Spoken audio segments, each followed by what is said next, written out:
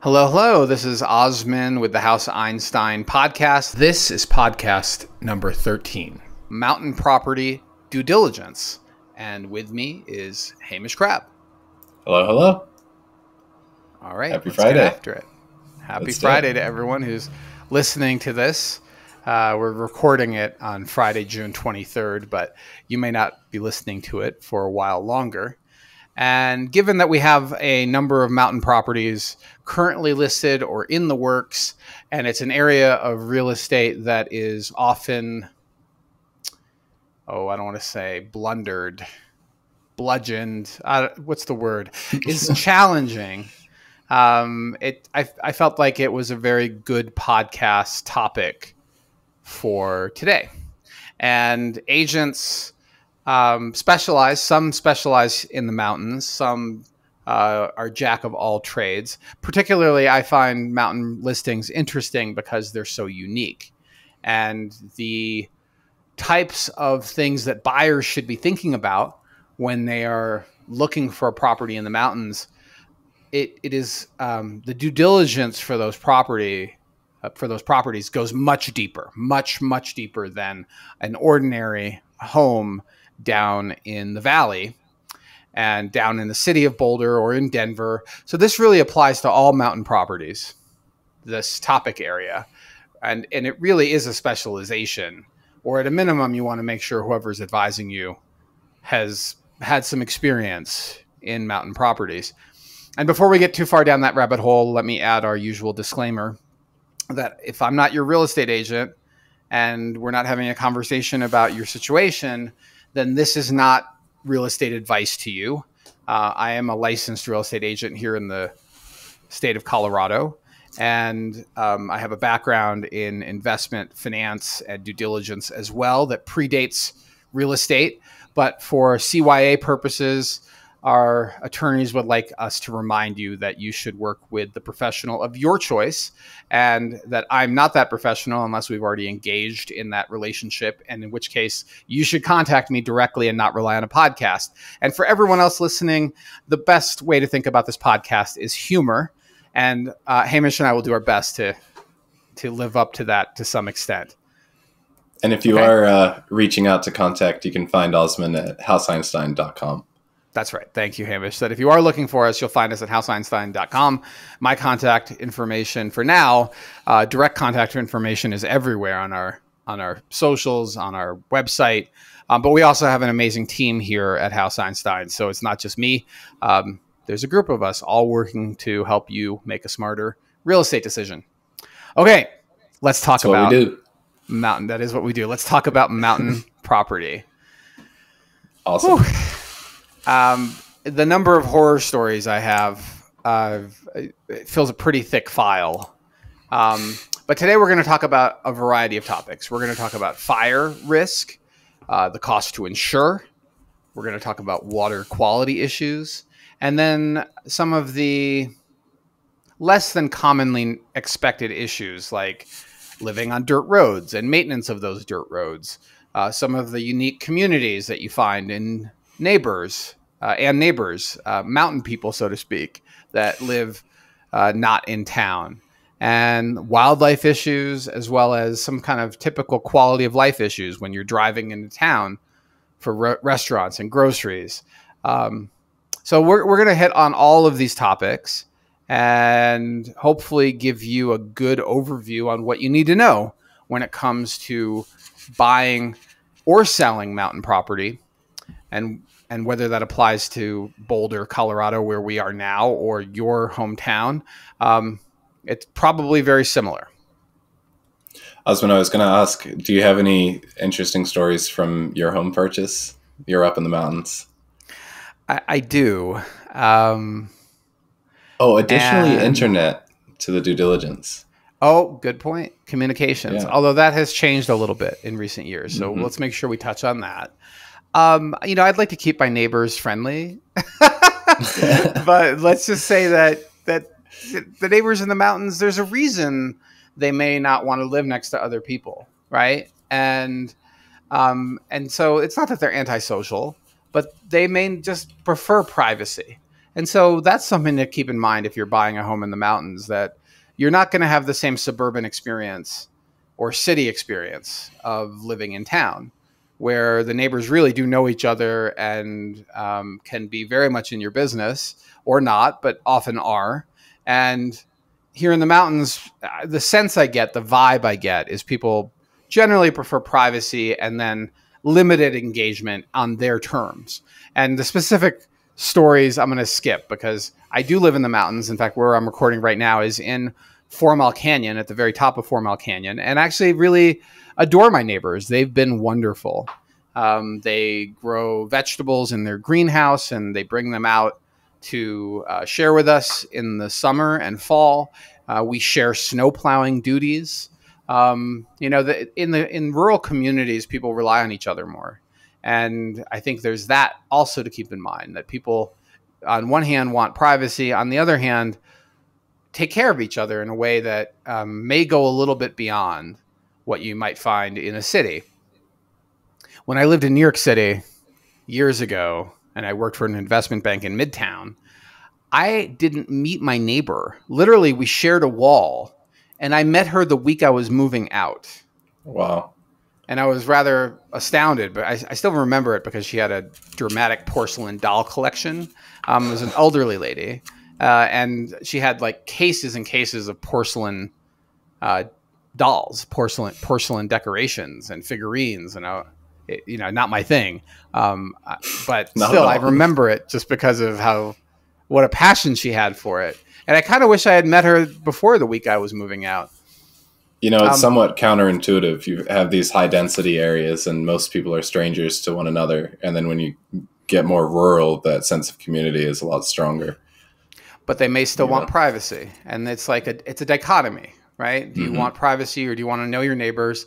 And in true high density living, like in New York City, I feel like it's actually a higher chance you may not meet your neighbors for a very long time than living in a rural area. And then the suburban areas or a small town like Boulder, small city like Boulder, somewhere in between. Yeah. Yeah. Yeah. Boulder tends to, at this point, have a few sections where people know each other or have their own community. But as a whole, it's still got that kind of separation of a big city. Yes. Yeah. Absolutely. My impression so far. Yeah. Yeah. Well, the first topic on the list is fire. And that's often what most people think about when they're considering mountain property. And it's a valid concern. Colorado has seen many wildfires. And in fact, my house that I'm in right now is rebuilt from scratch from a home that completely was destroyed in the 4 Mile fire.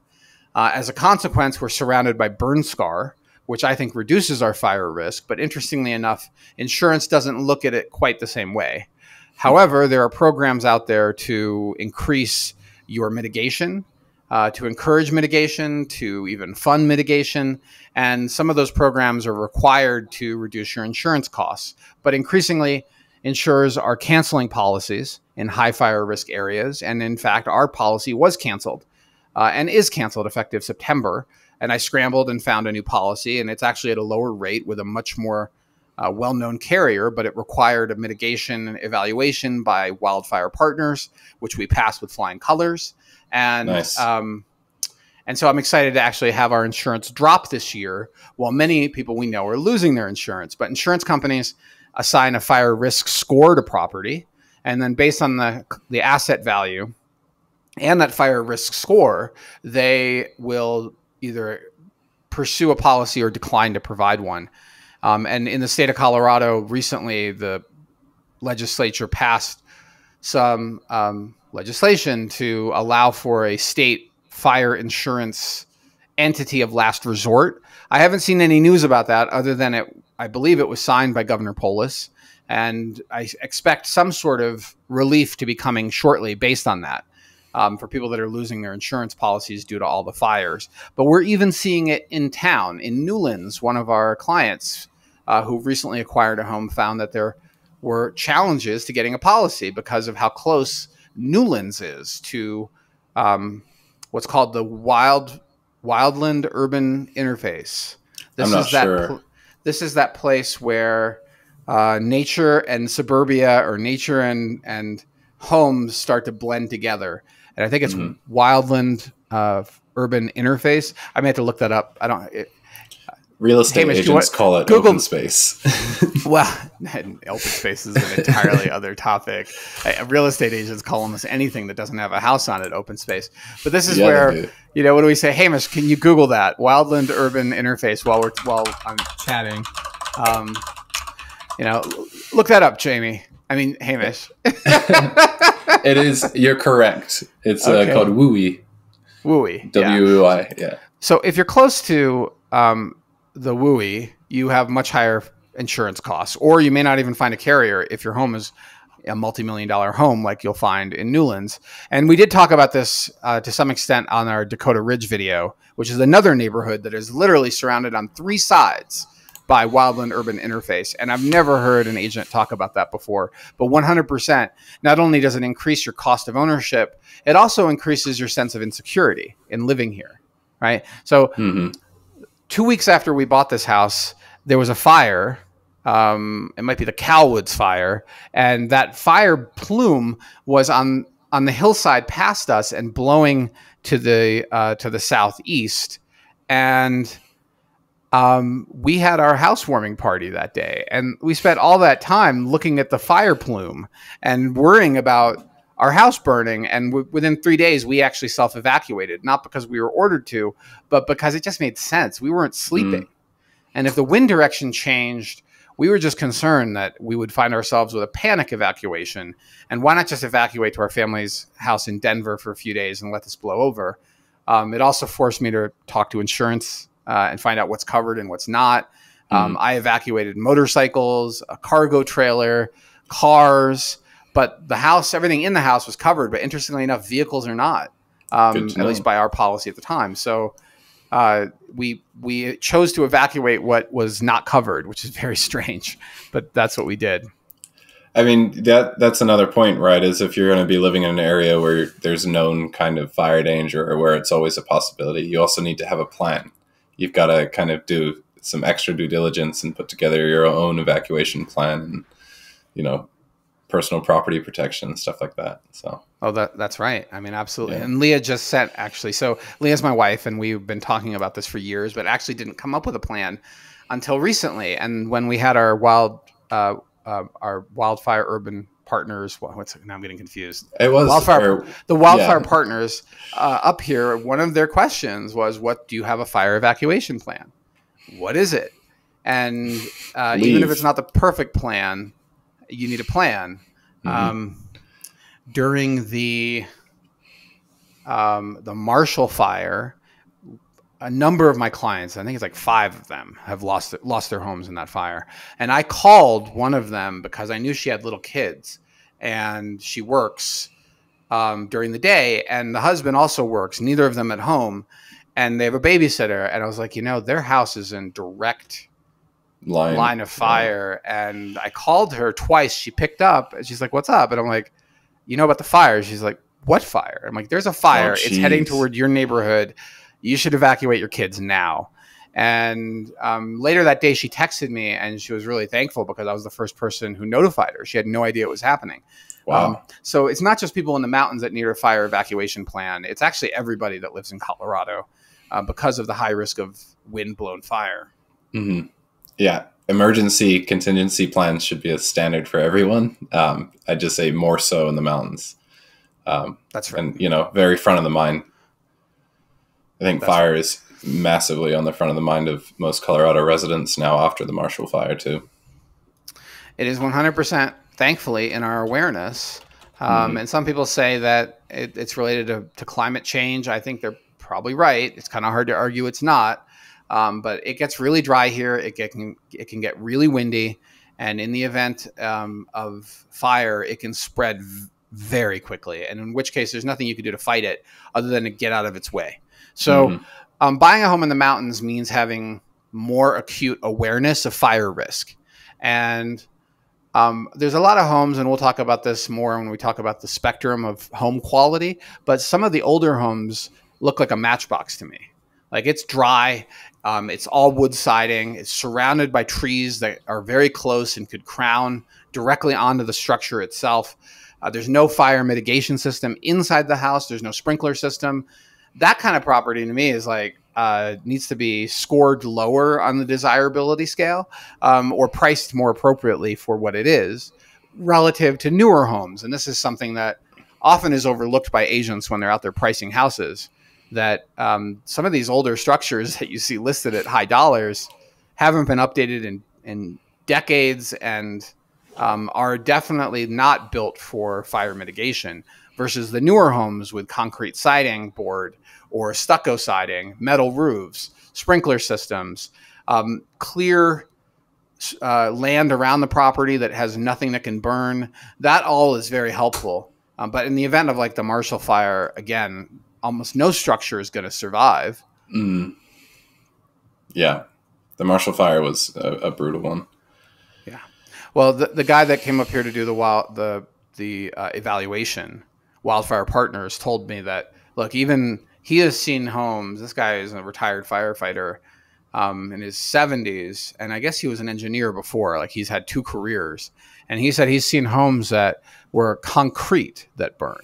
Mm-hmm. And it's because the windows melted when 2,000 degree heat is blasting against it, and the home burned from the inside out. There were embers that went through the windows that burned, and that set the home on fire. And at 2,000 degrees, everything's flammable at that point. Yeah, well, yeah, exactly. Well, concrete probably isn't, but yes, everything inside the home is probably burnable. So there's no safe answer to life, right? Life is a terminal event. There's no zero risks choice when anything happens in life, and real estate is one of those things where there is no zero risk option. But for sure, your risk is higher in the mountains, and your risk is, if you're farther from a fire station, your wildfire score will be higher, and you may find it challenging to find insurance. And at a minimum, you should expect it to cost twice, if not 3 times, what a similarly valued structure would cost in town. Yeah. To insure. Yeah. And that's a conversation with yourself, right? Like, what's your risk tolerance? Is there a trade-off? Why do you want to be in the mountains? You know, is it something you can navigate? And I'm assuming if you're listening to this podcast or watching us on YouTube, you're somewhat interested in mountain properties and the due diligence associated. So it's likely you've had that conversation, and we're just trying to bring even more things to consider to the table. Yeah. I appreciate that. And when I worked for an investment company, and we were trying to take this company public, this operating group public, I'll never forget the way that one of my colleagues described the process. And so this was a leasing company, right? It was an aircraft leasing company. And the owners were very risk averse, and it was a constant battle to try to push the ball forward. And he called our meetings the Johnny Can't Lease meetings for all the ways that this won't work, right? Is what we were constantly looking for. And let's talk about the flip side of that. You know, Johnny can't buy a house in the mountains, or shouldn't buy a house in the mountains. Let's talk about why people buy houses in the mountains. Yeah. And in my mind, I feel like there's a spectrum between the people that watch The Shining and the people that grew up with John Denver. and there's some overlap perhaps with both, but for sure, I think that John Denver in the 70s really was the first global marketing of the Colorado lifestyle. And the Colorado lifestyle is still here. We have amazing weather. We have beautiful mountains. We have beautiful skiing. Year round, we have activities in the mountains. We have a very short mud season. Unlike where I started in real estate on Nantucket, where the market was shut down for like 8 months. Here, the market is shut down for a couple of weeks during mud season. It's a phenomenal place to live. And the things that attract people here are that high quality of life, a major regional airport, fantastic educational resources in Colorado, still relatively low taxes, and a progressive openness to our social structure. Like we're not particularly conservative, although there's still a farm and ranch and mining element here that may be a little more conservative than you'll find in other parts of the country. But overall, we're pretty liberal, live and let live state. I mean, we were one of the first to legalize marijuana. We were one of the first to legalize psilocybin mushrooms, or at least decriminalize these things. Yeah. And clearly, Colorado is a young state. It's working for it. It's working for it. You know? It's working for us. Yeah, for sure. Yeah. So where were we? We were talking about John Denver, and we were talking about The Shining. Yeah. So some people just are not interested in Colorado because of this fear that you need a snowcat to get to your house in the winter. And Jack Torrance might come through the door in the mountains because there's crazy people here. And the other side of the population grew up with this romantic image of the other side of the spectrum is this romantic image of Colorado that John Denver portrayed in all of his music and his lifestyle and even his videos. And a lot of that is still very much true. Now, downtown Denver and even Boulder is not the same thing as living in the mountains. But when you buy a home in the foothills, like where I am, you can kind of get a little bit of both. You get the amazing restaurants, you get the cultural events. I'm in the city of Boulder every single day, it seems. I have a 15 to 20 minute drive to get to downtown Boulder, and that drive is actually pretty pleasant. As we've shared in other podcasts, we're car guys, and so a twisty mountain road is actually a lot of fun to drive. It's also incredibly popular with cyclists, so I'm always very cognizant of that and careful. But for sure, it's a fun drive, and it's a drive where I'm not stuck on a highway in stop and go traffic, which I would say is an aggravating drive. Yeah. So as long as I plan for my trips, it's been perfectly fine, and it's a nice balance between living in town and living in the romantic vision of what it's like to live in Colorado. There was a decent amount of, I think it was construction last year, maybe the year before on Canyon. How was that? Yeah, thank you. It's sort of funny, right? Like they say this about relationships. The human mind tends to forget the bad and remember the good. And for sure, when I first bought the house, for the first 6 months, there was a construction project on Canyon that made the travel time unpredictable. So as a consequence, we would often route over Poor Man, which is another canyon, and go down Sunshine, which is another canyon road, rather than go down Boulder Canyon Drive. It added about 5 minutes, but it was a consistent 5 minutes. Yeah, right. And I knew the consistency that I could plan my meetings that way, but it was completely inconsistent if I went down Boulder Canyon. That construction project's now complete, and so is the construction project on Sugarloaf that was at the base where it meets Boulder Canyon Drive. And so both of those projects are now done, but it doesn't mean that we won't have a car accident or some other event that takes out part of the road. And that's definitely part of living in the mountains is you may have a creative commute at times. Yeah. So alternate routes maybe would be a good consideration there, right? You've got Canyon and then you were able to use Sunshine. Right. Absolutely. Yeah. Absolutely. I mean, there have been times where they've closed Boulder Canyon and people are driving up 4 Mile, crossing our road, getting onto Sugarloaf, and then driving up to Ned. So they've added half an hour to get up to Nederland. So it's not just these two canyons. It's also the town of Nederland that's affected by Boulder Canyon Drive. And if for some reason the canyon's closed, you could add an hour to your commute time. Easy. But there are routes that get you there. You just have to plan in advance. And it's part of mountain living. Is the additional time that you're driving to the airport, the time that you're driving to Whole Foods or Costco. And if you're in my business, the time you're driving for work. But a lot of people work remotely, so it's not actually as much of an issue if they only have to be in the office a couple of days a week. And you've been saying, too, Boulder's been work from home pre-pandemic, one of the larger work from home populations. That's right. And before, people were limited in their broadband choices. And when we first moved here, we had CenturyLink, which was horrifically slow and unreliable. And we upgraded to Starlink, which is what I'm on right now. And except during peak periods of time, it's tolerable. And if I want to erase that peak period issue, I can throw more money at it. because Starlink has the ability to guarantee higher quality service. So we're on the base service, and it's more than adequate for my work. It's much better than CenturyLink. But if I was day trading or something like that and really had to guarantee a high quality connection, you pay an extra $50 a month, and Starlink will give you higher bandwidth. No brainer. Is it competitively priced? At least No. Close enough? No. No. not the extra close. service, but your base pricing with CenturyLink. And so that's something. Oh, the base pricing with CenturyLink was the same. Starlink is about twice the cost of CenturyLink.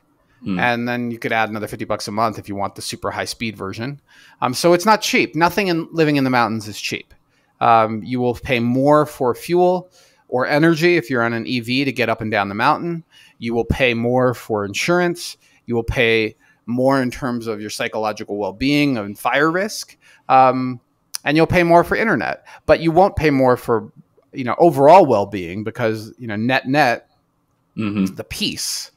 The spiritual beauty and tranquility, the hiking trails out your front door, the social trails that are hidden in the woods. That stuff is only found in the mountains, and in my view, it's very difficult to replicate that unless you have a giant lot in town, and in which case you're talking about it costing a lot more, because at the current time, the mountains are actually quite a bit cheaper than the city of Boulder.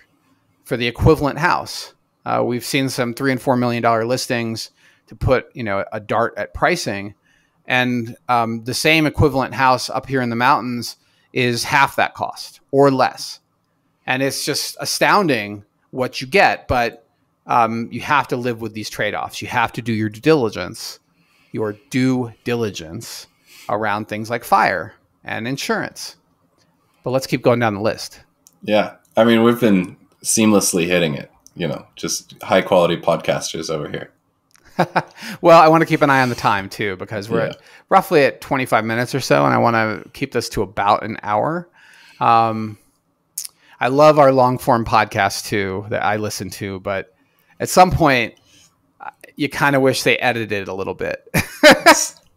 Occasionally, when the conversation gets a little dry. Right. So we've been hitting convenience. Do you want to hit into the restaurant and grocery side of things? Well, actually, I was going to talk about water quality. So I'm just going to kind of work down this list a little bit. So most agents will recommend you do a well test when you buy a house. And that well test is mostly around a recharge rate for how quickly your well refills with water. And if your recharge rate is low, there are solutions. You throw money at it and you can have a cistern and a secondary pump so that the cistern fills slowly. But when you need water on demand for washing or for showering or the family's all getting ready at the same time, you don't drain the well. So that's the option for slower recharge rates. But what they don't tell you is that you should always test the quality of your water well beyond the basic panel. So Colorado has had multiple experiences with fire retardant. And this has been a huge problem in the springs, where they use these things in training for the military, but also up here where they sprayed PFAS-containing chemicals on the ground to stop or slow down the fire. And those chemicals often contained what are sometimes called forever chemicals. The retardant contained forever chemicals, and that stuff has leached into the groundwater in certain places. So if you're buying in the mountains, you should 100% test your water, and you should probably expect to install a reverse osmosis and remineralization system anyway, because the water is usually hard, and you may not want to be drinking hard water. So you probably need a water softener to take out all those minerals, but then you don't want pure water either in an RO system because that leaches the calcium out of your bones. So you don't want that. So you have to think about water before you buy a home in the mountains, and you should 100% test, and you should plan for a mitigation system. If not just a water softener, also an RO and reverse mineralization system. You should just expect it. And whether you choose to test for PFAS or not, it's up to you. Those tests are not quite as available and are much more expensive, but in fact, it could be more expensive than just installing an inexpensive under-sink RO system, which is what we've had, although we're now looking at a whole house system just for convenience, because our water tested with high nitrate, which was unexpected. And some people think nitrate's great as a performance booster. There's like a disease called blue baby syndrome associated with it. We don't know where the nitrate's coming from. It could be our neighbor's got a leaching system, which is kind of gross to think about, but that could be where the nitrate's coming from. In any event, we have an undersink RO system, and I think it was like $500 and a couple of hours to install. The most painful part was getting somebody to cut the granite. Oh, I bet. Yeah. Goodbye countertop. Nobody wanted to drive up here to do it. And interestingly enough, it was somebody else I had come up here for something plumbing related. And I happened to ask the guy, do you cut granite? He's like, sure. And I'm like, well, how much would you cut to do this? He's like, I can't remember what we paid, but it was very reasonable. And it just happened to be he was up here. But nobody wanted to make a special trip just to cut a hole in a countertop. You got to get him for something else and then rope it in at the end. Well, yeah. I mean, and what's funny is actually, this is while we're on this topic, all the contractors that you are used to working with in the city of Boulder, about half of them won't work in the mountains. Maybe more than half. So that's another difficulty is expect challenges when you need contractors, when you need a plumber, when you need a handyman. They may not be willing to work in the mountains. And or an extra fee just for getting up there, yeah. And or an extra fee if they're willing to charge you that. So those are the kinds of things that surprise people.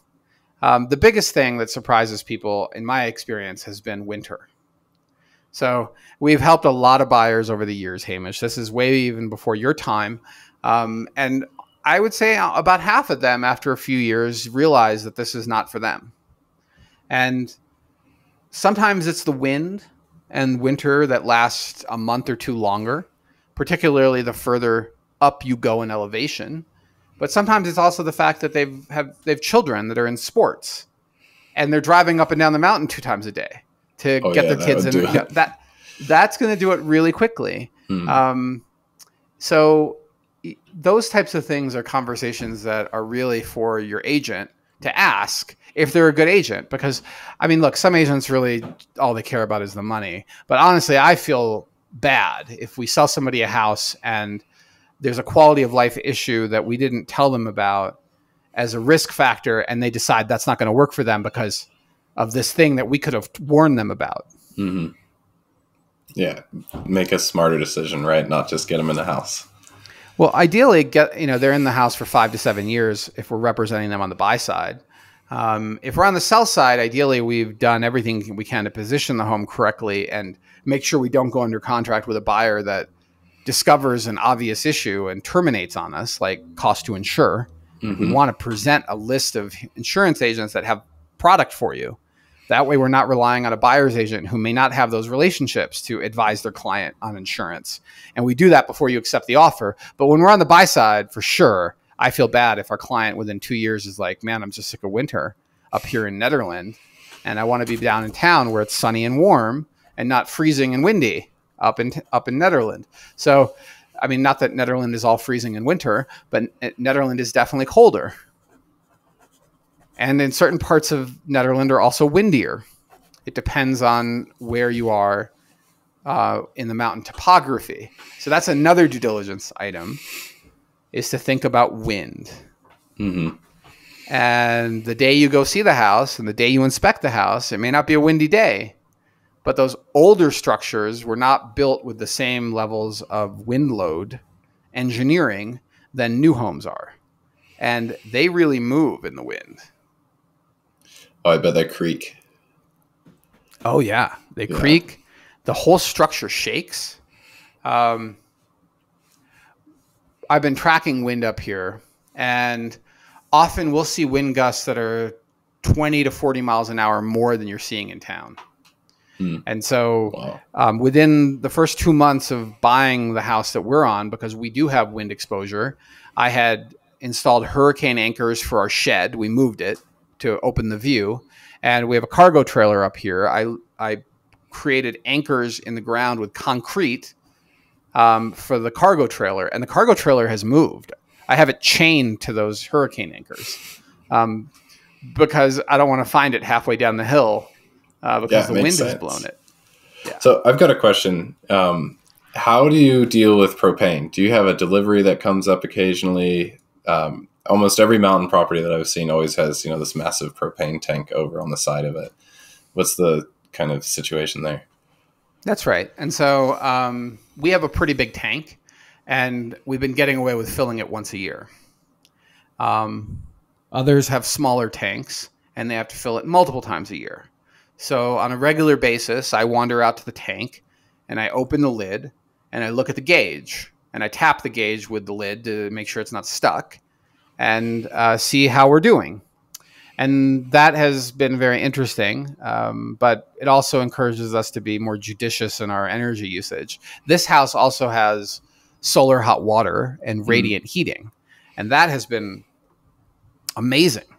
Our energy bills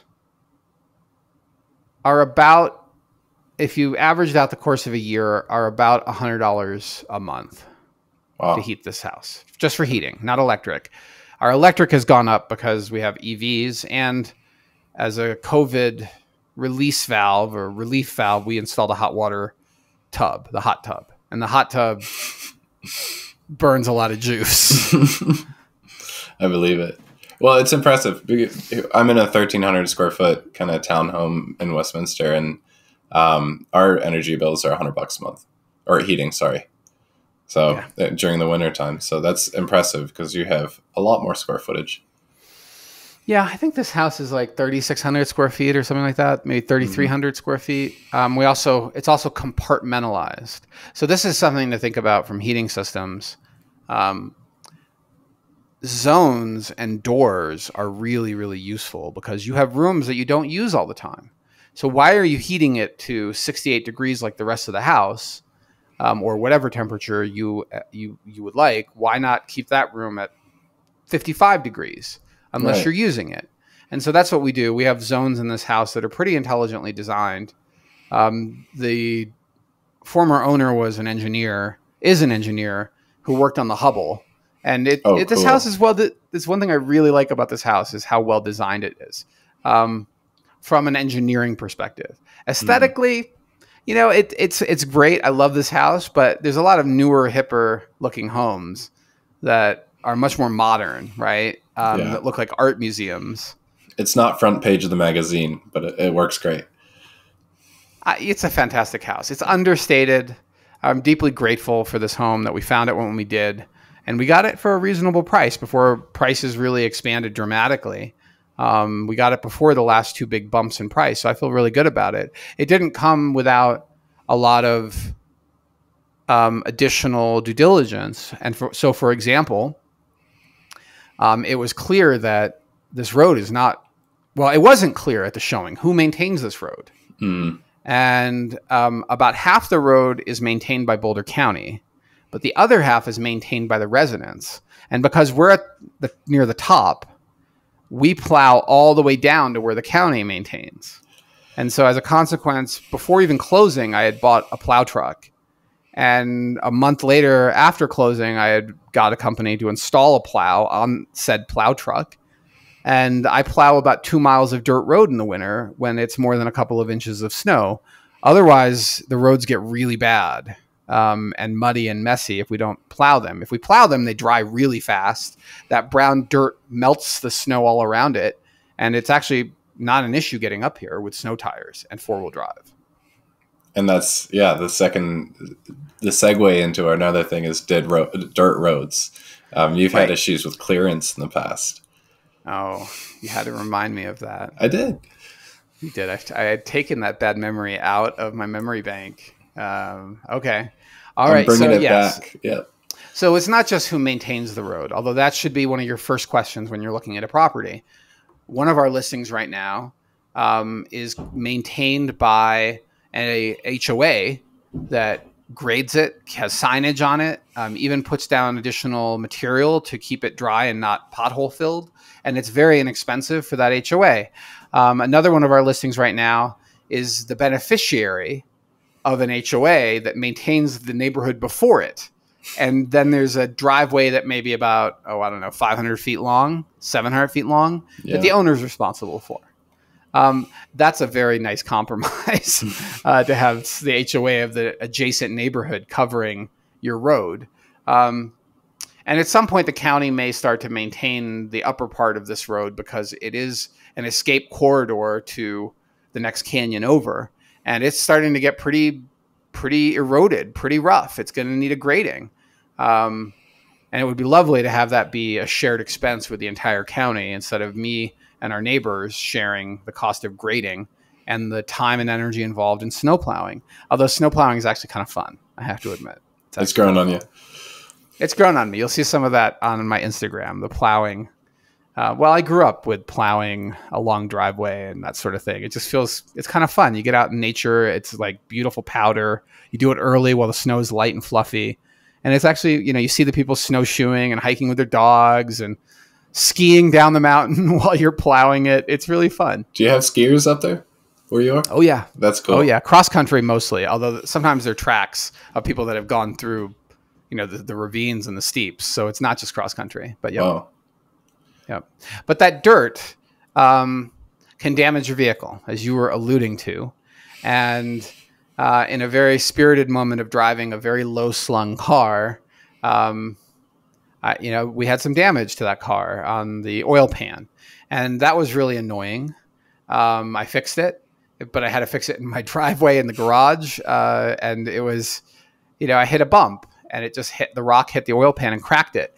And so that can happen. Your sports cars are out, right? The low slung cars are probably not the best bet, depending on the road, right? Our listing that's currently on Sugarloaf, I don't think that'd be a problem for most cars.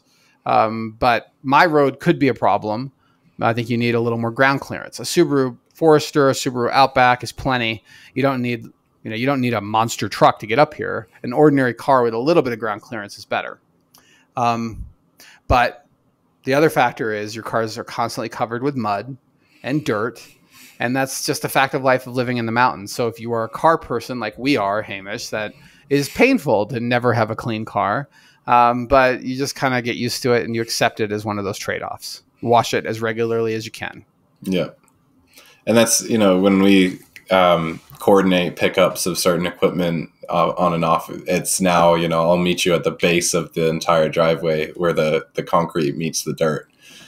Right. And that's just a little consideration that we've been working with. Yeah, that's right. And that seems like a fair trade-off to not make people drive up here. This road also scares people. I've had people that don't like the exposure, even though the road is, you're not going to slide off the road unless you lose control of your vehicle. But if you do slide off the road, it's a bit steep. It's a long way down. Yeah. It's a long way. My house is about 2,000 feet in elevation above the city of Boulder. And so elevation, again, is something you do want to think about. And winter access is something you do want to think about. And whether the decision makers, the people that are going to be driving vehicles, teenagers maybe that are living in the helm, can they handle driving this road in the winter? That's something to really keep in mind. And it's not for everyone. Personally, I don't think it's a big deal. But I know and I recognize others do.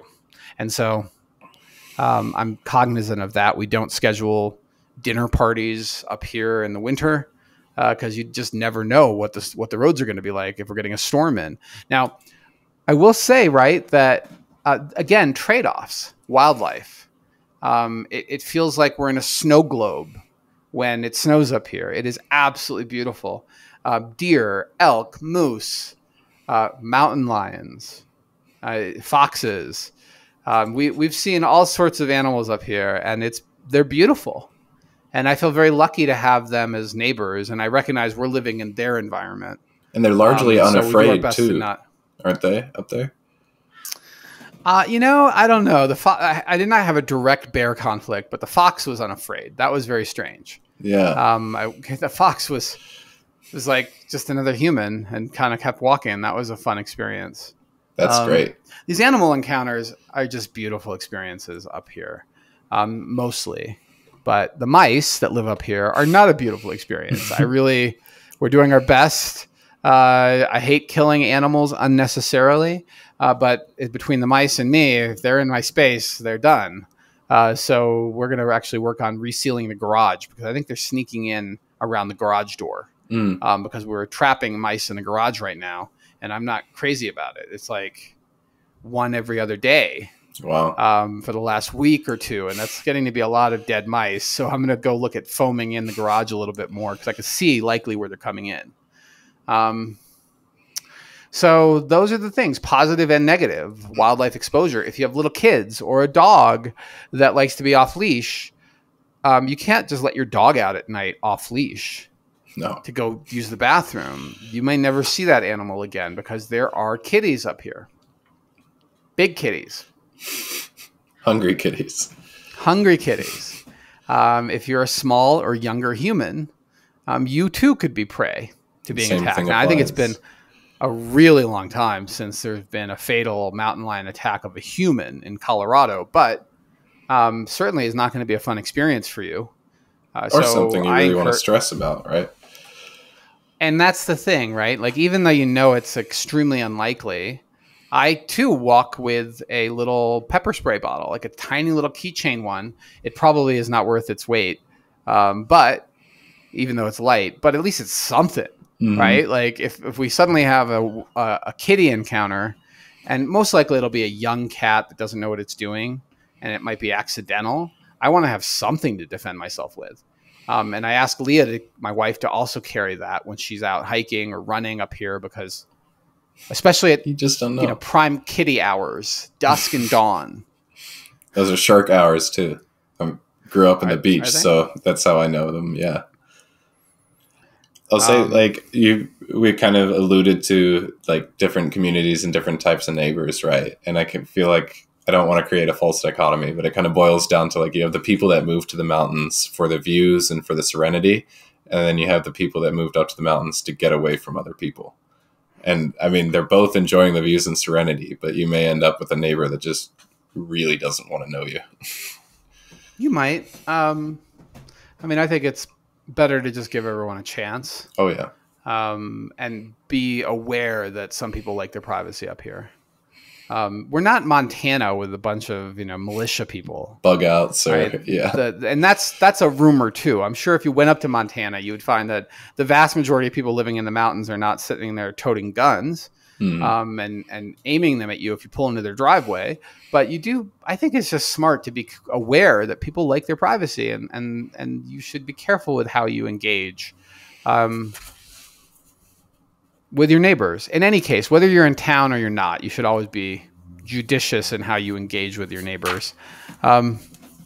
So we've talked about insurance, we've talked about water, we've talked about dirt roads, we've talked a little bit about mountain people, self-reliant individualists, rugged folk, and some of the mountain community stuff, like up in Gold Hill, the Gold Hill Inn, the Mercantile up in Jamestown.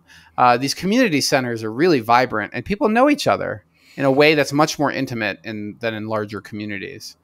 And we talked about the wildlife. Now, we haven't really talked about restaurants and groceries. And you'd think, well, no big deal, but most people don't even think about it, right? You're used to ordering every now and then and having food delivered, and that doesn't really happen up here in the mountains. Now, I say that, well, knowing I personally have pulled out of the snowbank a poor DoorDasher. Really? I can't believe my neighbor ordered DoorDash. Like, this is just irresponsible behavior in wintertime, asking some poor DoorDasher to come up here who has no idea what they're doing and where they're going. Yeah. And who knows if they even had four-wheel drive. The guy was just sliding all over the road. And then we had the neighbors got together and got the food delivery done. But it was also like this WTF moment, like, neighbors, don't order up here. Like, you can't order food delivery in the snowstorm up here. You shouldn't order food delivery anyway up here. It's such a long drive. So that's the thing, right? We can't easily get to a restaurant, easily get to a grocery store. We can't really get food delivery. So you have to plan. But, there's flip sides to that. We eat healthier because we're cooking most of our own meals. When we go to the grocery store, we plan more carefully because we don't want we don't have. When I lived in Martin Acres and in North Boulder, I could be in a grocery store within 5 minutes. Like, it was so fast that you didn't need to even stock up. But up here, we have a chest freezer. We buy in quantity and we plan ahead as much as possible. We still find ourselves sometimes just so busy that we're eating in town and then coming up the hill. But we definitely eat out a lot less, and we're more organized in our grocery shopping. And that's a requirement for living in the mountains. I bet you save a little bit too in that respect, right? Like, a little bit more bulk, a little bit more planned. Makes sense. Oh, yeah. Oh, yeah. Save a lot, Hamish. Mm-hmm. I mean, restaurants are expensive, especially with mandatory tipping, even in coffee shops. Like restaurants are, our food bill probably is half of what it was when we lived in town. Yeah. No, the positives. And I'll also add the quality of the food is better too. Mm-hmm. So from a diet nutrition perspective, you have control over the ingredients. So you're not putting in a bunch of sugar and a bunch of things that you don't want in the meal. And you have tighter control over your calorie intake as well versus going to a restaurant. I mean, sometimes the portion sizes are just out of control. And I love Boulder restaurants. We're huge fans of the Suns, Mountain and Southern Sun. Under the Sun. We're huge fans of lots of other restaurants in town, the Indian restaurants, tandoori. But it's healthier for us to make our own food. Always. Yeah. You know how much sugar you're putting in, right? You can watch it. Well, also whole ingredients, organic ingredients. So the other thing to think about is the quality spectrum. So we touched on this a little bit, and I want to get into it again. Mm-hmm. And that is... I think it's much wider anecdotally, and I love data, but anecdotally, this quality spectrum is much wider in the mountains than what you'll find in town. And you'll also find more unpermitted activity up in the mountains. And the pricing of some of these homes is sometimes just complete guesswork by the agent. Like we have... these two mountain listings, and I've been astounded. These are what's happening right now, these two, a third one on the way. I'm just astounded how often other agents are listing a home and not visiting the competitors. And if you don't visit the competitors, you have no idea what you're benchmarking against.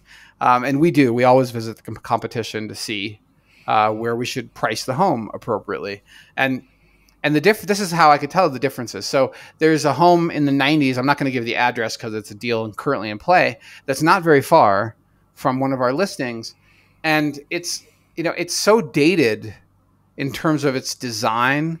It has what I can see as zero fire mitigation, right? Like it's got trees really close to it, and all the siding is wood, and all the siding looks dry.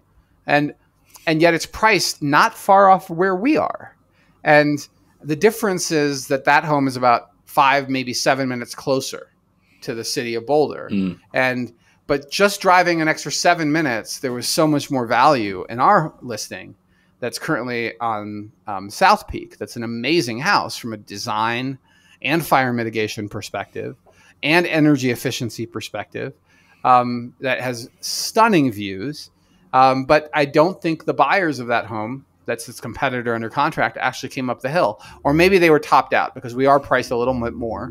But in my opinion, well worth looking at the difference, because the value you were getting at this higher price listing is astounding. And the peace of mind. So, we often see these, I don't know, I hate to call it peace of mind term, but I'm just gonna say it. Like, there are often crap shacks up here that literally you're buying the dirt value, and it will cost you money to remove this structure that is so poorly designed. I mean, think about it from a car ownership perspective again. A 70s car might have some romantic value until you go drive it around every day. Mm-hmm. And then you realize that even compared to like a car from the 90s or the early aughts, the early 2000s, like the generational differences between vehicles is astounding. And the same thing is true with the generational differences in housing. In custom homes, which is usually what you see in the mountains, a home built in the 70s is not even close to a home built in the early 2000s. From an engineering perspective, from a design perspective, from a fire safety perspective, it is night and day. Toxicity. Low ceilings, toxicity, right, lead-based paint, other factors in the home.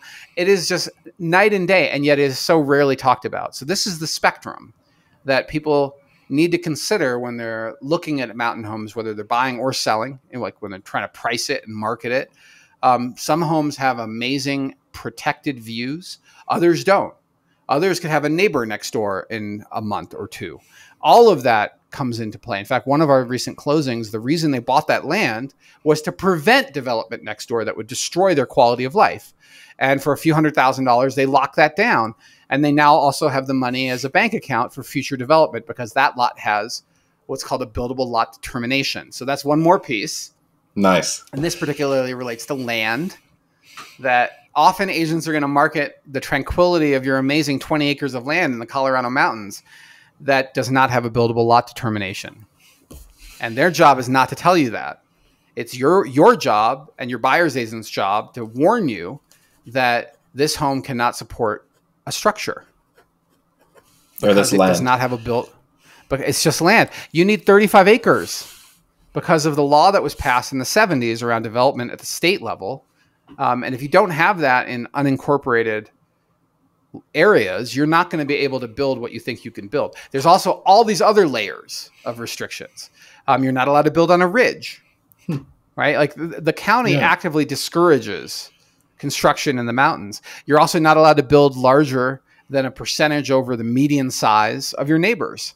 And guess who gets to decide who your neighbors are? The county. So it doesn't matter if you have a 200-acre lot. Yeah. It's totally arbitrary. You could have a 200-acre lot and not see any other homes from your house. And they could tell you that you're not allowed to build a 5,000 square foot house because all of your neighbors have mining cabins from the 1940s. And they're all under 2,000 square feet. So your median size is 1,800. Have fun. And you're allowed to build 120% of that. So that's it. You're not allowed to build. In fact, you're already non-conforming. And you're not getting a permit. Sorry. See ya. This sounds personal, Osman. I've just heard this story too many times. Also, you're not allowed to build a garage, but you could build an ag structure. But you better not be parking your RV up there. It doesn't matter if we can't see it. We're coming after you if we find you've been parking your RV in your garage. And I'm sorry, your ag building. So there are all these restrictions to development in the mountains that go way beyond what you'll see in town. In town, the restrictions for development are largely understood, or it should be. Honestly, there's a lot of agents that don't even know what they're doing with that, but some do, and the good ones do, and they should warn you. But in the mountains, it's even more complicated, and the answers are not easy. And any agent that says it's easy either is inexperienced or is intentionally misleading you. Sounds right. You make it a note. Yeah, 100%. Yeah. Mountain development is another factor in your due diligence. And so if your investment thesis involves development, and that includes an addition on your home, you better have checked this out before you close the deal and before your contingency expires in the contract. And there are contingencies to protect you. You should do your homework and make sure that you've protected yourself and with the appropriate due diligence with development, and plan a reasonable time to, vet these contingencies as well. There's going to be a lot more back and forth for these mountain properties and their due diligence than, a 1 week kind of contingency process down in the valley. I mean, you should build into the contract a longer time period. And so, for example, with this property, we knew we were likely going to have survey issues. And that's another item on your due diligence list, is that often mountain property is not surveyed. And the more difficult the lot looks to survey, the more expensive it will be and the more reasons why it's not surveyed. So if the listing agent is all, hey man, sorry, it's not surveyed, that just is what it is, don't worry about it, you should really worry about it. Mm-hmm. And it doesn't mean that you necessarily have to plunk down $40,000 for a survey, but you do need to reach reasonable comfort level with what this lot really is. And so, for example, there's a house on Hurricane Hill in Nederland that we put under contract before we bought this house, and we terminated that deal. And it wasn't on survey. I ended up walking the entire lot and finding the survey markers myself and looking at it on multiple maps and overlaying them and getting comfortable, because this lot was shaped like a guitar. It was such a weird shape. But it had 11.5 acres. It had killer views of the reservoir, and you were just outside the town limits of Nederland, which meant that you could short-term rent it much easier than you could in the city of Nederland. And at the time, I don't even think the county had short-term rental restrictions. So all of that was plus, plus, plus, check, check, check. There were some question marks, like the driveway had a really tight hairpin, and it was pretty clear that if a fire truck was going to come up there, it would have to pull out the fence posts. Oh, right. So that was add a okay. little delay. We could probably live with the fire truck issue and the plowing issue because that was a weird, twisty driveway. But then what killed that deal was actually not the survey. It was because the owner did a whole bunch of unpermitted development. They built a beautiful, stunning deck, which was a key selling point of the property. And they also added a master bedroom suite on stilts, no less. And neither the deck or the master bedroom suite were permitted. They did it in the middle of the night. And I went down the rabbit hole on this property deep. And I built a file. And I've thought about mailing this file to the current owner. But I also don't want to get my nose into it because we terminated that contract because of the unpermitted structures. And the funniest part was in the permit file, there was clearly a negotiation that had happened in the 70s. And the owner was allowed, first it was noted that the owner bulldozed a road without a permit and bulldozed a road without even the neighbor's permission. Like they went through other lots and bulldozed a road.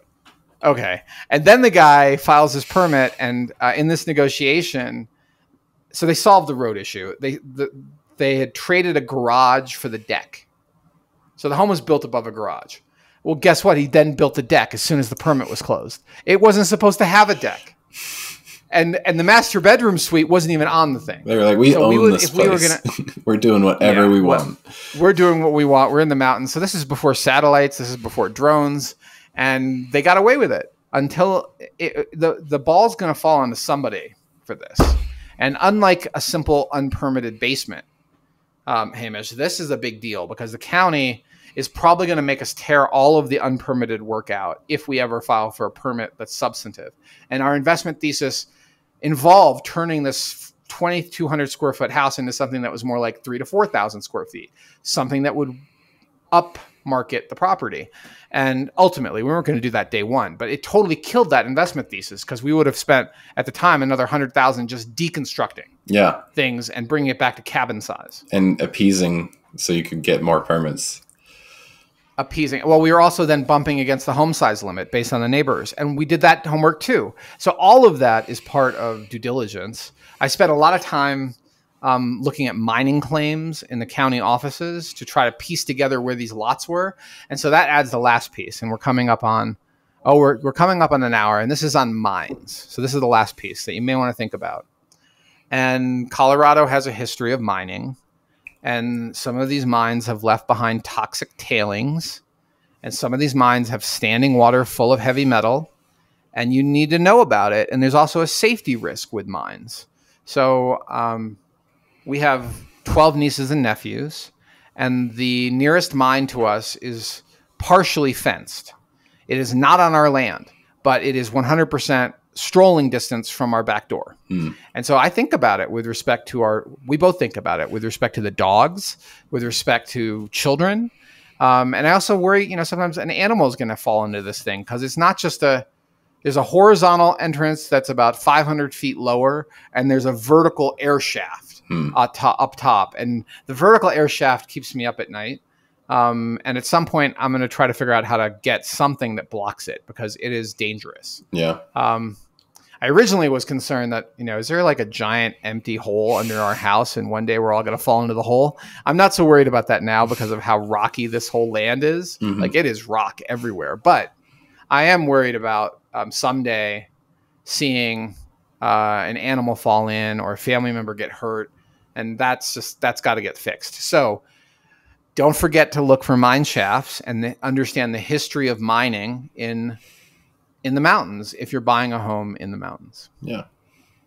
All this to say, I think, it mostly goes without saying the desirability of having a mountain home, that serenity, the views, the peace, the tranquility. And then you do have that benefit of kind of building a community with your neighbors.